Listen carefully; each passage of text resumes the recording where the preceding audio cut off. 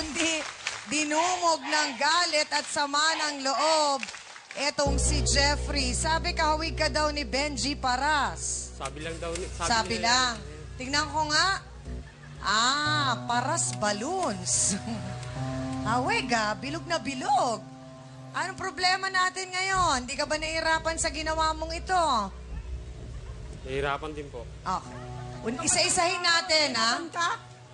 Iniwan ko yung mga anak ko dahil sa'yo. Lulukuhin mo lang ako. Kapal na mukha mo. Ang tanong ko ngayon, Jeffrey, seryoso ka ba kay Ate Emma?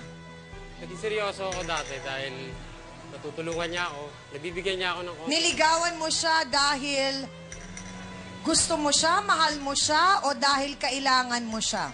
Kailangan ko po siya. Pero sa pagmamahal, hindi o. Kasi yung age po namin, Anong tawag mo kay Aling Emma? sweet. Sweet! Bakit sweet ang naisip mong itawag sa kanya? Kasi malambing siya sa akin eh. Malambing. Nung una pa lang.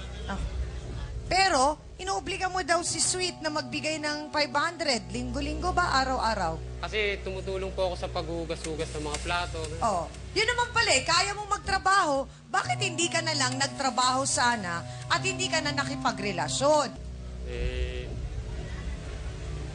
Hindi ko masabi. Basta nahulog na rin po loob ko rito noon. Kasi ang bait niya.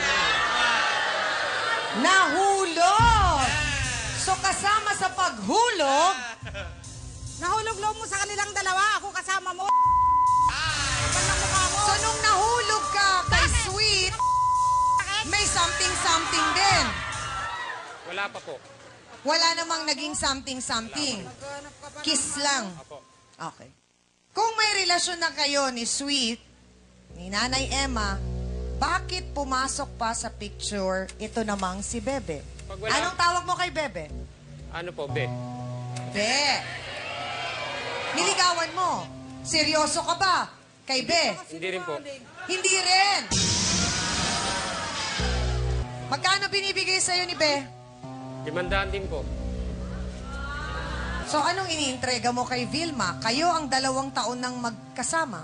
Nag-aabot din po ako pag nasa probinsya po ako sa mga laban ko, sa mga laban. Anong tawag mo kay Vilma? Mahal. Mahal. So ang tanong, seryoso ka ba kay Vilma?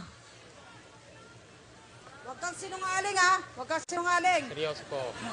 Ha? Seryoso po. So kung seryoso ka at mahal mo siya, bakit mo siya sinasaktan? At puro may edad ang ipinalit mo sa kanya. Kasi po nung time na nagtatrabaho siya, kasi parang uuwi siya sa bahay, pagod na pagod, matutulog. Tapos ako, pag darating din ako, tutulog din. Tapos pagkagising ko sa umaga, wala na kagad siya, madaling araw na. So parang, Sabihin sa akin, kaya ko na maibigay sa buong oras ko, ha? Ako na nga nagtatrabaho, niloloko mo pa ako.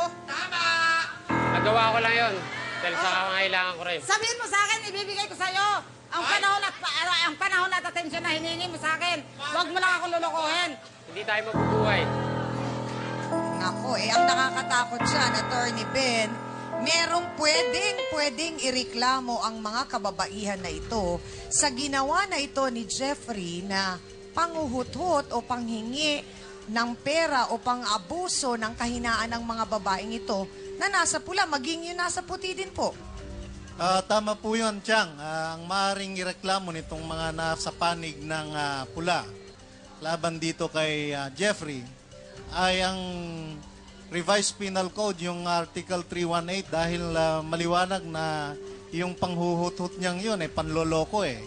At hindi lamang doon, kundi maaaring gamitin din itong mga nasa pula ang Republic Act 9262, yung Anti-Violence Against Women and Their Children, dahil nasaktan din niya ni Jeffrey ang damdamin ng 2 kababayang itong nasa pula at maging itong nasa puti, Tiangami. Salamat po, Attorney Ben. Doktora, itong narinig natin na sinasabi kasi ni Jeffrey na nagbabasketball lang siya.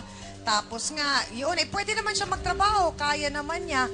Pero parang yun ang mas priority niya. Ano ba yun? Parang may pangarap siya siguro nung bata at pilit niyang pinagpapatuloy pa rin, parang ganon, kahit na dapat nagtatrabaho na siya?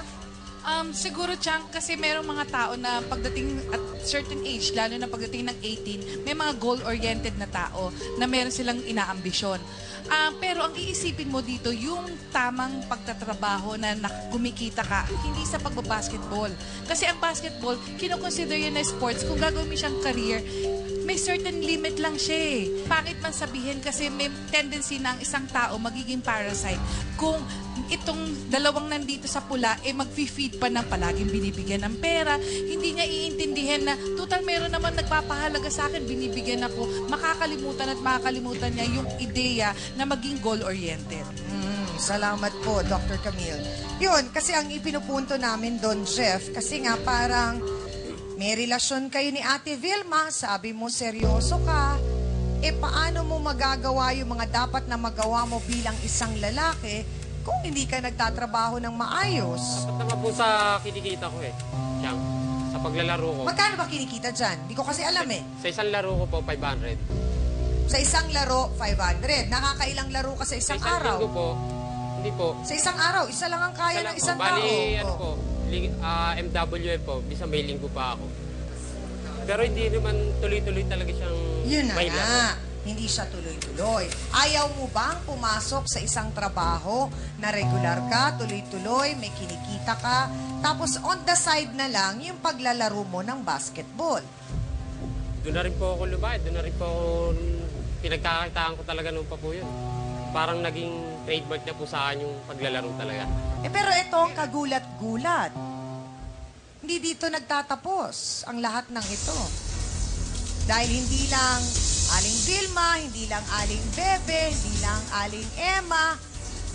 Abay, may atraso itong si Jeffrey. Malaki rin daw ang galit sa kanya dahil nga sa ginawa nito sa kinakasama naman niya. Ano naman kaya ang reklamo ng taong ito? Si Mark Anthony Saberon. Pasok!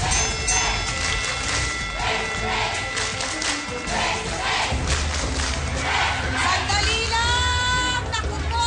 Pakititawad! Sandali lang! Uhulog! Anak! Anak! Nahuhulog! Maliit lang ako, di ba? Bakit ba kasi nauso yung ganyang pantalon? Abay, parang palda na. Ito naman mga kabataan na ito. Ano ba ang atraso ni Jeffrey kay Mark? Yan ang aalamin natin. Magbabalik po ang Face to Face. Kumain lang po kami pero hindi po kami galing sa hotel talaga. Kumain lang po yan. Napadaan ka lang? Promise? Shh! Napadaan lang kayo?